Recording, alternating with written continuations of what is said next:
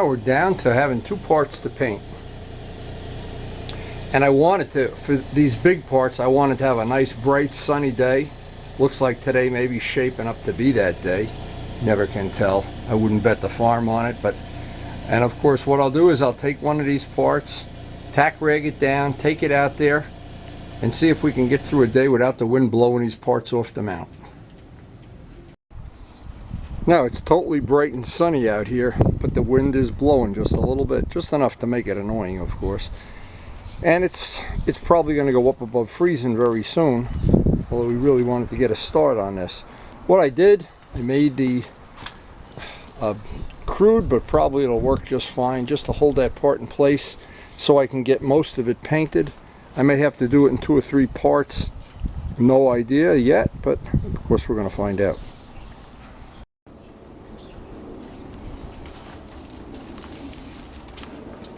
Now it'll be interesting to just see if the weather holds up. We are always at the mercy of the weather, always.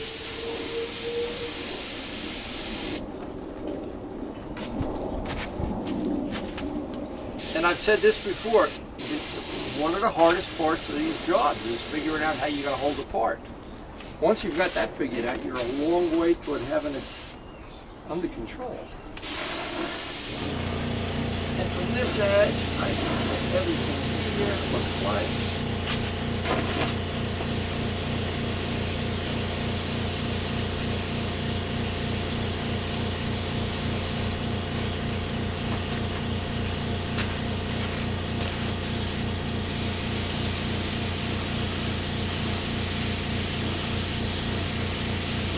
One thing nice about the smaller gun, if you use an automotive gun, the work goes faster, but you don't have as much control. And since we want to get, we're going to do 2 coats of blue. Real excited about seeing this color. The colors that we did the other day matched. They dried up pretty well. They matched really nice. And you never know when it's going to match or not match. That's always a surprise.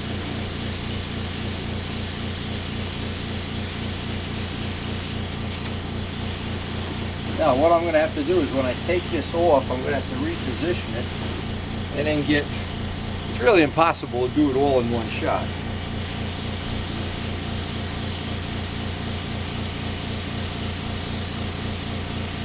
Now another thing with this kind of paint, with metallic pearly paint, is to constantly, about every minute or so, and I'll do it, hold on 1 second, I'll do this finished part here.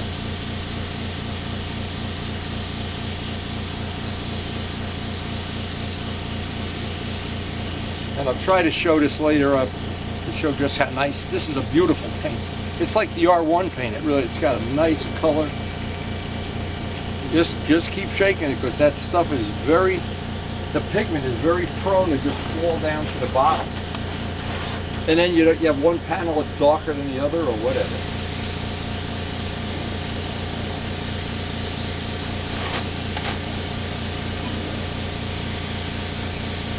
And if you're new to painting, I would suggest you start with a little gun, because you have a lot more control, a lot less chance you'll make dramatic errors or get dramatic runs.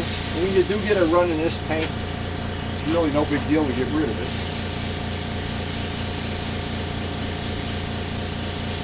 Of course, it's better if you don't have anything. But the detailing part of this will be, when this part dries, will be to reposition it and just make sure we haven't left any spot. And this will dry about 20 minutes, and we'll get the second coat on. May even get the clear on today, and I have no idea what time the baby's coming. But I usually get an hour's notice. But even if I get, that's why I'm trying to do this in parts. If I tried to do this all in one day, it wouldn't, I'd be rushing. And then when I don't enjoy things when I'm rushing. And the quality of the work suffers. Alright, that's going to tack up. Then I'm going to have to crawl around on my knees and see if I can find any spot I missed. I think that's pretty well going to be 20 minutes and then the second coat. As always, Even if you have it jigged up, there's always spots you just can't get totally right, and this is one of them. And even though I was crawling on my knees in the snow, I wanted to get a nice coat up there, all of these edges.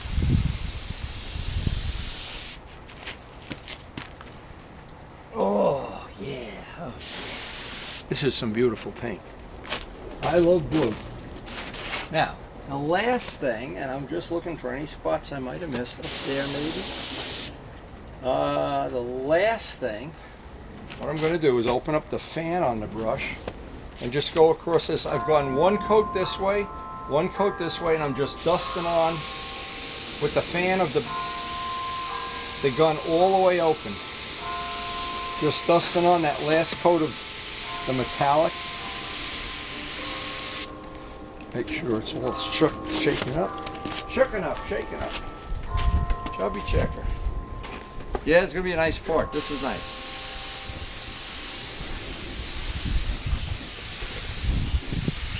And you can see the wind is already starting to come up home. Well, you just can't win. It's just no winning here. And what this does, this just really blends in all of the flake. Really nice.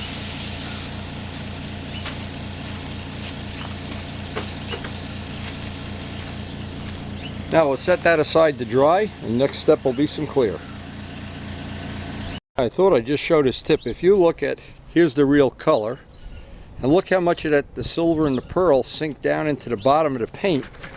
And this is what's happening inside the gun. If you don't notice it's happening, that color, if you look at it, now you can see it's changing. See, this is the real color here, because we're starting to homogenize in all of the flake and all of the pearlescent colors, and now you can see it's about half done. But if you don't shake the gun, you're not getting the true color. You don't get the beauty of all those sparkles. And this is true of any metallic, any pearl.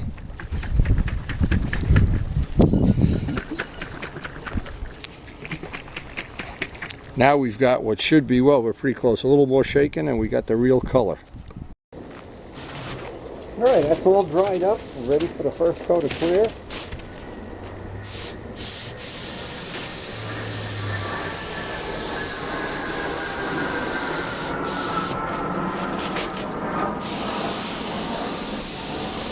And of course, right at the exact time we would like not to have some wind, the wind comes up.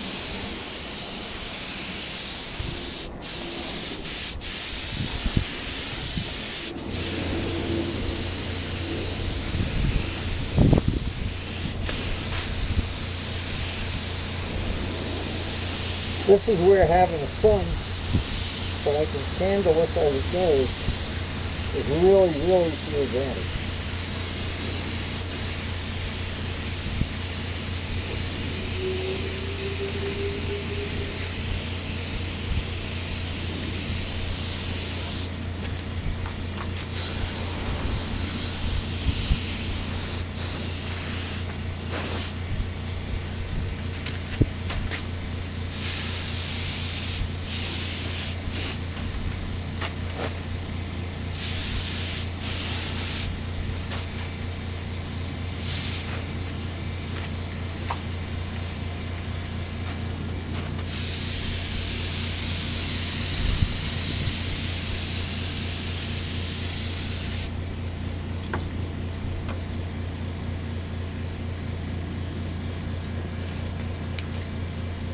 There's always something. It's unbelievable. Unbelievable.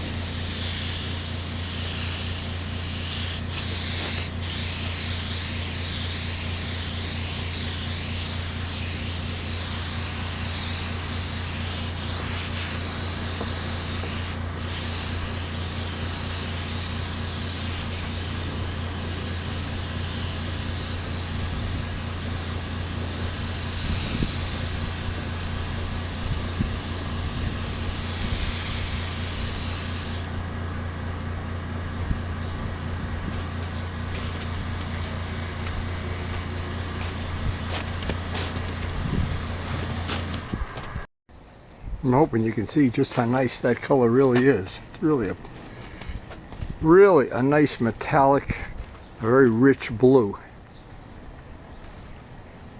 Now that's got to sit at least 20 minutes. We'll put the second coat on and then get that in the garage drying.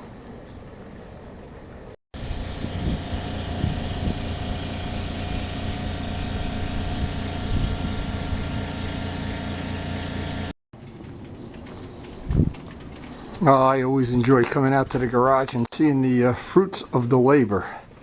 Now these are the parts we did the last session. They have dried up beautifully.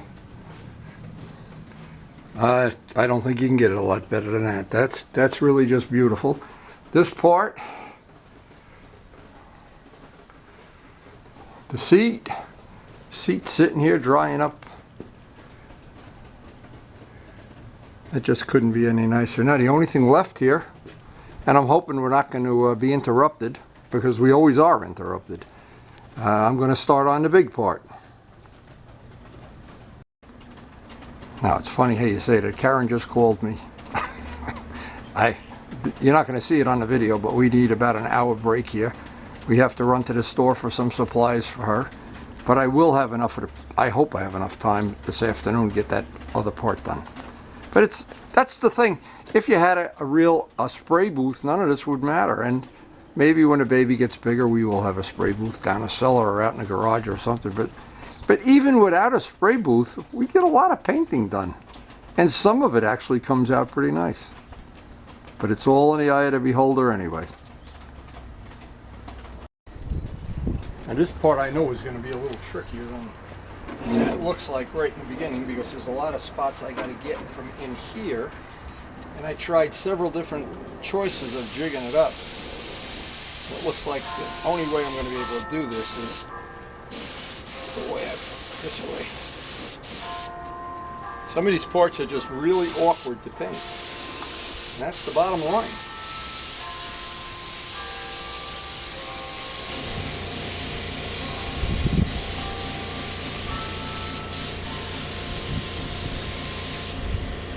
When this bike is done, it should be better than new. That's for sure. It should be really nice. This is really nice paint. But I knew that before we even started, because I'd used this paint before. For the spots, it's going to be hard to get.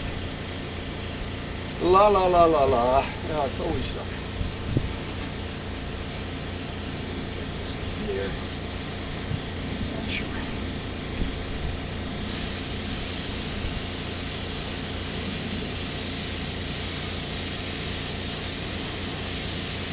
Until you actually go to paint something, you don't realize how important it is. Or if, you know, you have a helper, which that makes it a lot easier. But the best of all worlds is when you can figure out a way to do it on your own. You don't have to worry.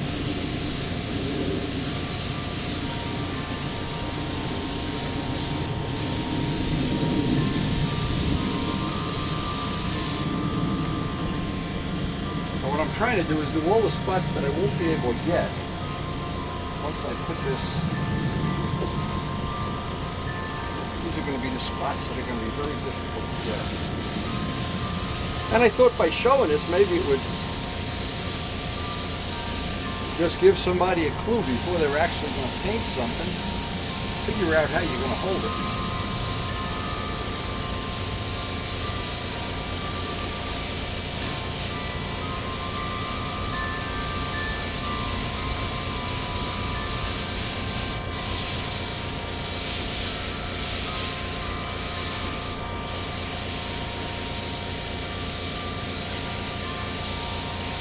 I don't know if I mentioned to other people, when the R1s first came out, the first ones into the country, the cross planes, were the red and white ones. And I wanted the blue one, and I waited. I waited patiently, because I did like that color paint. Okay, now, we probably can put this way. I'm going to find out how this works out. We'll find out how smart he really is. Although you probably already know that. You probably already made that decision.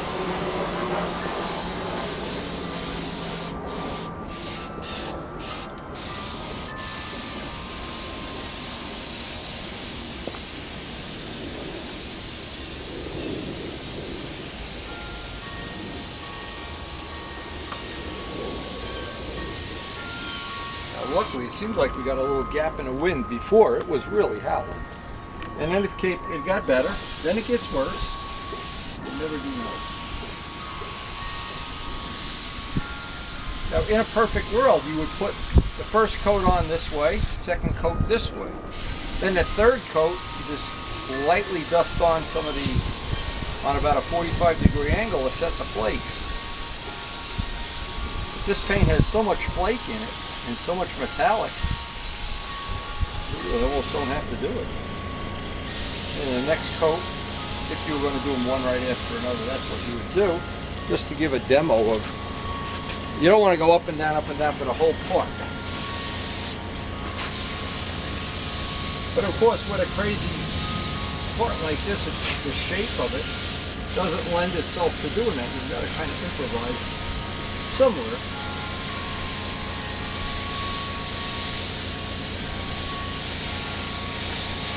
But the nice thing about this kind of work is at the end of the day, when the day is finished and the parts are all hanging in the garage, you really do have a sense of satisfaction.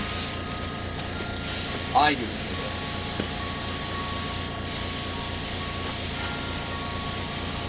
Oh yeah, this nose section is going to really look nice.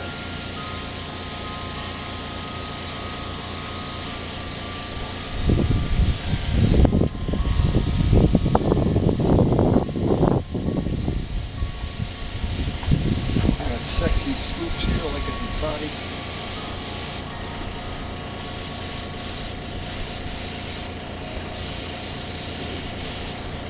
Get them from the inside too. I can't do it that way. I thought I could get that from the inside, but that's really just gonna go on in here for about 10 minutes more of painting. Now I'm not sure if you can really appreciate or see how nice this color turned out. The clear is on there. I gotta wait about 20 minutes. I'll get a second coat of clear on there. That color in the sun is really, it's really nice. It is really nice. And I remember when I got my R1 and I didn't want to paint it right away because I wasn't sure what the hell I was going to do. I was a confused sport bike owner. But what I did do, I took one part at a time, maybe 1 or 2 parts a day. Took some 2000 grit paper, got rid of all the orange peel from the factory, got rid of the stickers, and then buffed the whole bike out. And when I went back, everybody noticed.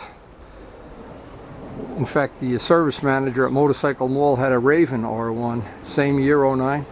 And we put the bike side by side, and even he admitted mine was shinier, and that's the test of all human endeavor. Anyway, Vlad, I hope you're really going to like this. This is really came out nice. And considering the conditions we're working under, I mean, not everybody works under battle conditions. And let's face it, anybody can paint in a spray booth or in sunny California. This is the real test of humanity here.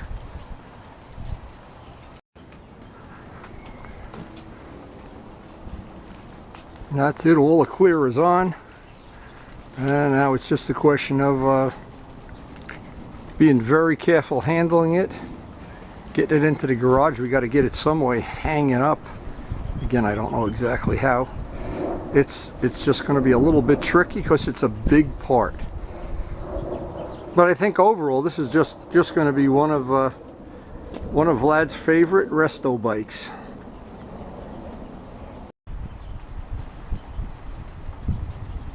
Yeah, that's going to really look nice. I'm really happy the way that played out.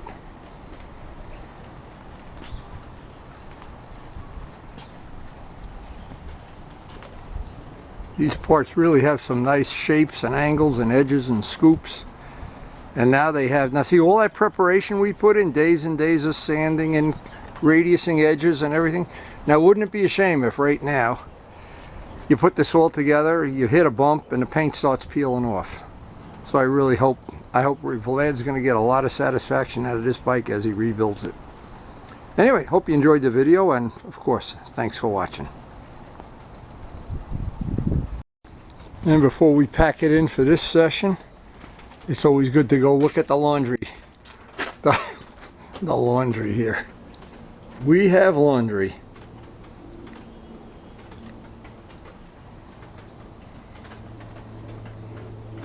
And again, I know I've thanked everybody for watching, but I really hope you have enjoyed the video.